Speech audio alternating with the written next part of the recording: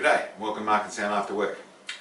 Today I'll do a quick video talking about borescopes, and that's, listen, I suppose it's attached to a few little stories I've got to go, and I'll try and get this all across in a short space of time. What I'm actually talking about is the borescope in the way of having the vision, the ability to look down your barrel and look at your rifling, look at your chamber and look inside your rifle. Something that years ago was really just to the professionals and the gunsmiths and people that went down there, and was used to tell you how worn your barrel was or wasn't and all that side of things. And to a degree there was a little bit of mystery attached to it, I suppose. It was something that the gunsmith knew, but we didn't know, and sometimes it helped explain issues and sometimes it didn't. What's progressed, technology's improved and got all over the place, and now for very little money you can buy yourself something that does that for yourself and works really nicely.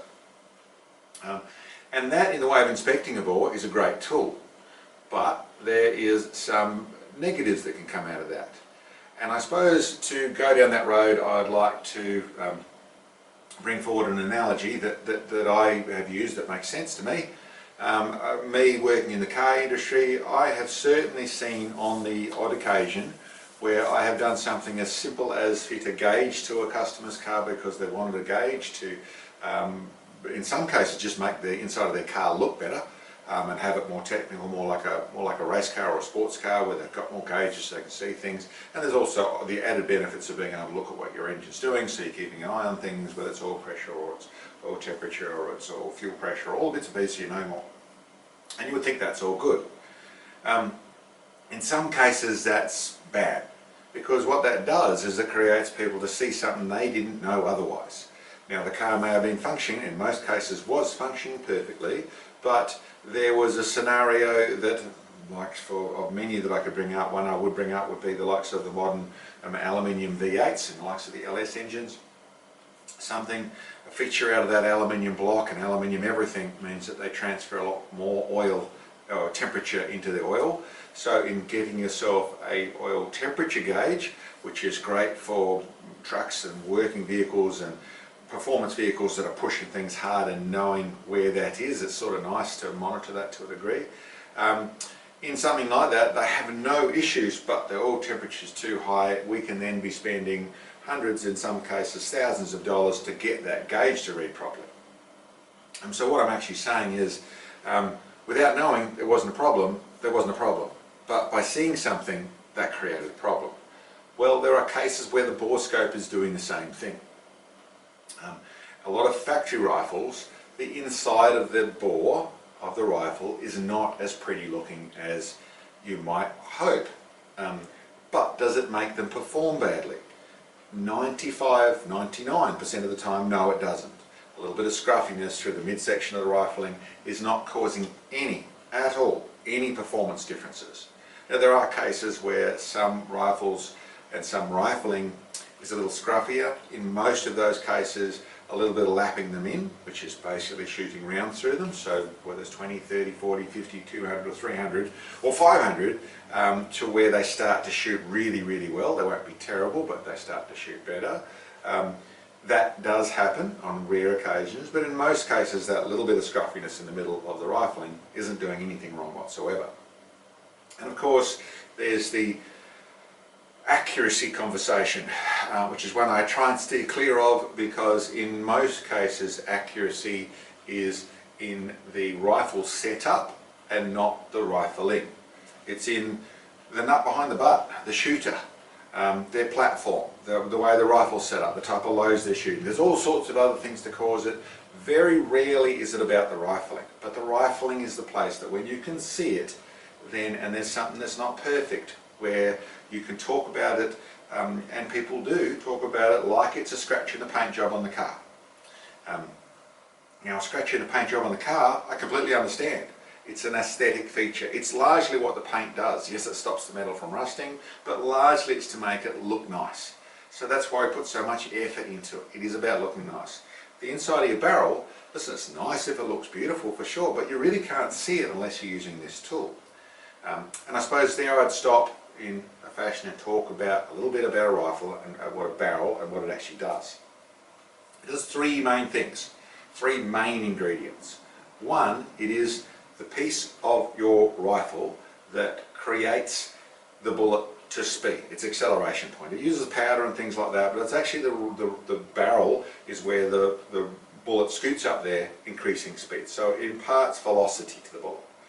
The next thing it does is rotation. It imparts spin to the bullet. So the rifling is in there to do that job. And the other thing it does, and the main thing we think of, is the accuracy. The barrel is about accuracy. Well, yes it is, but it's actually only the last little piece. The crown has more importance to the accuracy than the rifling does, in truth. But it still is part of it, but it's actually the last little piece. It isn't quite as dramatic as you could have a giant 6-inch up and down S-bend, but largely this is all just travelling to this point. There are certain efficiencies you can gain out of the rifling being perfect and better all the way through and all that sort of stuff, but almost not noticeable as to the last really inch of the barrel, and really right at the tip is where the last bit is really done, the most important stuff is done. The main thing you can get out of a barrel, the main differences that I've certainly seen, is that some of them carbon up more, some of them need more lapping in. They need more bullets run through them to get them to perform properly. But in almost all situations I've seen, when that lapping in, when those bullets are run, when everything else has been set up properly on the rifle and everything is settled down, and whether it's a load development or they've made it all shoot properly with factory ammunition, when they've put the effort in, that even a scruffy looking barrel ends up a very good shooter if all the other work is done. And I certainly have many stories, and I know the story of not only in the people that have actually shot the guns, but also in the gunsmiths and people that have worked on the guns.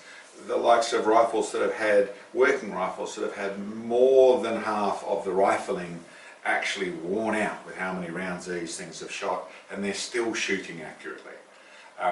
They are a type of people who are not running them through checking speeds and that sort of stuff, so they no doubt have lost a bullet that was travelling at 3,000 feet per second is probably travelling at 2,800 feet per second through how much rifling is gone and how much pressure is reduced because of that. But the bullets are still hitting accurate. Now, these are working shots, hunting, and we're talking headshots at 300 and 500 yards or metres. It's a decent sort of accuracy needed, but they are worn out barrels which have done 6,000 and 8,000 rounds through them, still shooting very accurately, which the point of that story is to talk about how it's the last bit of the barrel that does the work.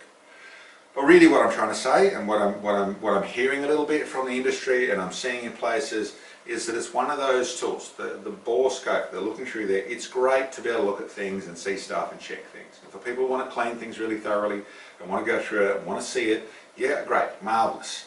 But for people who are taking a perfectly good rifle, buying a rifle and then putting a borescope up it and finding there's a scruffy patch that they're seeing in the middle of the rifling and making a big deal about it, it is really a thing that is the gunsmiths and people of the gun industry know about the scruffiness in a lot of factory rifles. They don't cause any issues. There's no performance issues, there's no accuracy issues, there's no problems that happen out of this. It's not something you can see otherwise, so it's a little bit of a, I'm trying to say, don't make that borescope make a rod for your back. Don't make it where everything's hard and everything's wrecked and everything's spoiled, because what you can see inside there, treat it like a normal rifle, shoot it, make sure everything else is working properly. If there's another issue, there may be something, but it's very unlikely that some scruffiness in bore, in the middle of the rifle, is going to cause any issues. So yeah, treat it with a grain of salt. Great little tool, but don't let it be a rod for your back. Anyway, that's my little 10 cents on that one there. Trying to help, trying to make it a bit easier for everybody. Hey, thanks for checking in on us. Catch you next time. Hi guys, Sam here. For folks that are interested in our products that you will have seen in our videos, these are all products that Mark has designed through our experience in ELR shooting. We manufacture them here ourselves. The likes of our adjustable bag bases, bag riders, bipod systems, muzzle brakes, shot data recording sets, and even our great fun little 22 long rifle target. These are all available in our web store, the links to which are below this video, along with our contact information. And guys, we work hard at putting these videos together, so I appreciate all the help we can get. For those of you who haven't subscribed, don't forget and hit the bell so you get notifications of when our videos come out. It would be awesome to get some financial support. So for those of you who can, you can purchase support bits on our web store, which help us bring these videos to you. Thanks for watching. See you next time.